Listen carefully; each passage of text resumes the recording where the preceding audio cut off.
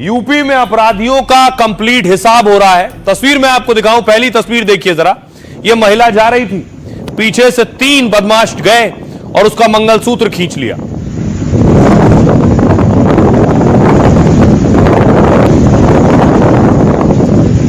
देखिए वो गली में थी, दुकानें बंद थी, चीखती रही, चिल्लाती रही, कोई सुनने वाला नहीं था। लेकिन यह सब कुछ सीसीटीवी कैमरे में दर्ज हो रहा था। यूपी के जालौन की तस्वीरें। मंगलसूत्र छीनकर भाग गए, लेकिन यह हरकत इन्होंने यूपी में की है तो इसका हश्र क्या होना था। अगली तस्वीर देखिए, यह देखिए पुलिस ने पूरी मरम्मत कर दी।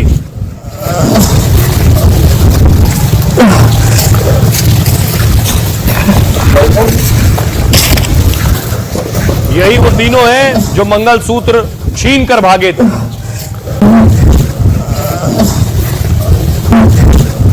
अब जरा 2 तस्वीरें देख रहे हैं आप। ये है वो 2 तस्वीरें, एक में मंगलसूत्र छीन कर भाग रहे हैं और दूसरे में पुलिस ने पकड़ा। उसके बाद देखिए चाल बदल गई।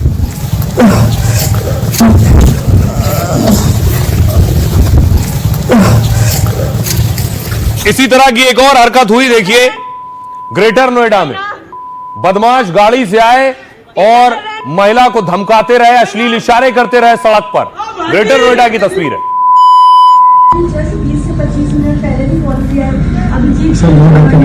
ये नवीर हमारा है जो डंडा नीचे कर रहा है। वही कुर्ते में कौन है? आती हूँ, पीछा कर रहे कोई ना। देखिए बदमाशी कर ली यूपी में। उसके बाद देखिए ये तस्वीर, रात में गुंडागर्दी कर रहे थे और उसके बाद देखिए सेक्टर 49 गौतम बुद्ध नगर।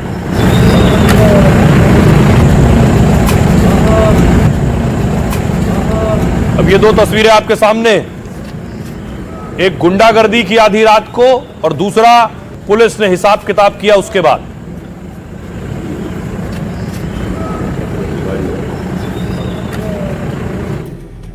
इन तस्वीरों से एक चीज हुई कि यूपी में अपराधी डरने लगा है, खौफ खाने लगा है।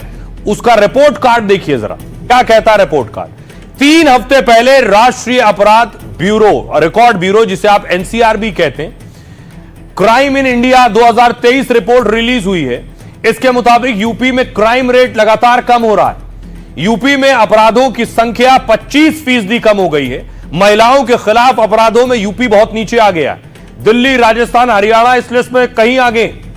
वहीं राज्यों और केंद्र शासित प्रदेशों में भी यूपी 17वें नंबर पर है। यूपी में घरेलू हिंसा और दहेज जैसे केस पर तुरंत कार्रवाई होती है। 2023 में महिला अपराध में जितनी भी चार्जशीट दाखिल हुई है उसमें 77% के साथ सबसे आगे यूपी रहा है। यानी अपराधियों पर कार्रवाई में जब चार्जशीट दाखिल होती है, उसके बाद ट्रायल शुरू होता है, फिर सजा होती है, यूपी इसमें 77% आगे। और उन सभी मामलों में पुलिस ने एक्शन लिया है। एनसीआरबी की रिपोर्ट के मुताबिक यूपी में सांप्रदायिक दंगों की संख्या 0 है। साथ ही यूपी में अपराध दर राष्ट्रीय औसत से 1/4 कम है। सीएम योगी भी बार बार बदमाशों को चेता चुके हैं कि अगर अपराध करोगे तो बख्शे नहीं जाओगे। सुनिए जरा, पिछले दिनों योगी ने अपराधियों को क्या मैसेज दिया है।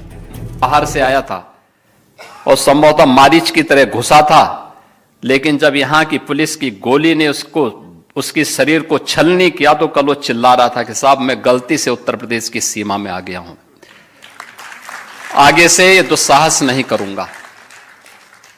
और यह हर उस अपराधी को करना पड़ेगा जो महिला सुरक्षा में सेंध लगाएगा, उनके सम्मान और उनके स्वावलंबन में उसमें बाधक बनेगा। उसके सामने संकट की यही चुनौती हमेशा खड़ी होगी। यूपी के बदायूं से एक और तस्वीर सामने आई है। देखिए बदायूं में क्या हुआ। गौवंश की हत्या का आरोप लगा। हिंदू संगठनों में गुस्सा था। आप देख रहे हैं सर पर गौवंश का कटा हुआ सिर रखा हुआ। 8 गौवंशों के सिर कटे हुए पाए गए हैं और सब सहयोगी हमारे साथ में हैं, जो हमारे हैं और हमारे लिए खड़े रहते हैं। इसी तरीके से वो गौ माता के लिए भी खड़े हैं। अब मैं भगवान से प्रार्थना करूंगा और पुलिस। और उसके बाद गौवंश की हत्या के बाद हिंदू संगठनों ने विरोध प्रदर्शन शुरू किया। सड़क पर ही गाय का सिर रखकर प्रदर्शन किया।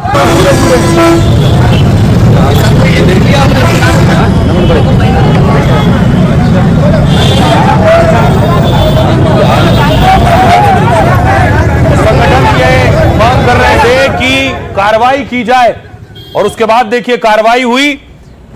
जिन्होंने हत्या की थी गौवंश की, उनका एनकाउंटर हो गया।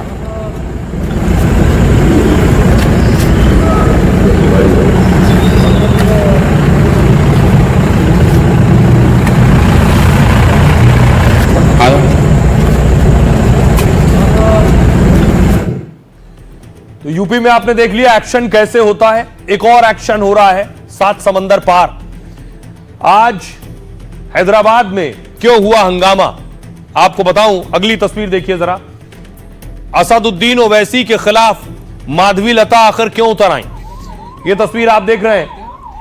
एमआईएम के एक कार्यकर्ता पर, नेता पर आरोप है इसे गोली मारने का, जिसे इस वक्त आप एम्बुलेंस में देख रहे हैं।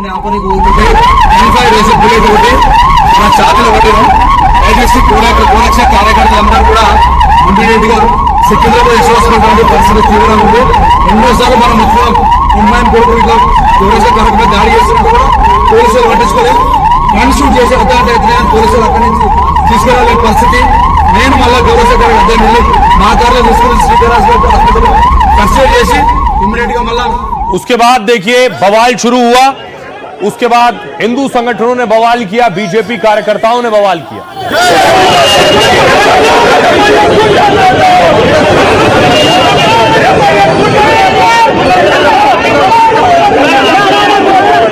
पुलिस ने जो कार्यकर्ता हंगामा कर रहे थे उसके बाद उन्हें डिटेन किया, हिरासत में लिया।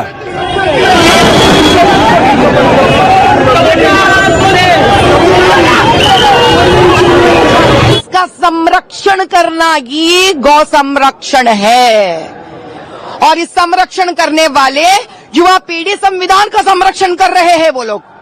अगर पुलिस इस हत्या करने वाले को न पकड़कर कोर्ट को अगर हवाले नहीं किया, इसका मतलब है इनको पुलिस का मदद दे रहा है और पुलिस के हिम्मत से ही ये लोग ऐसे गन्स लेकर रोड पे खुले आम फिर रहे हैं। कौन दिया इनको लाइसेंस? ये एमआईएम का बंदा है, दम है, न्याय दिलाना चाहते हैं।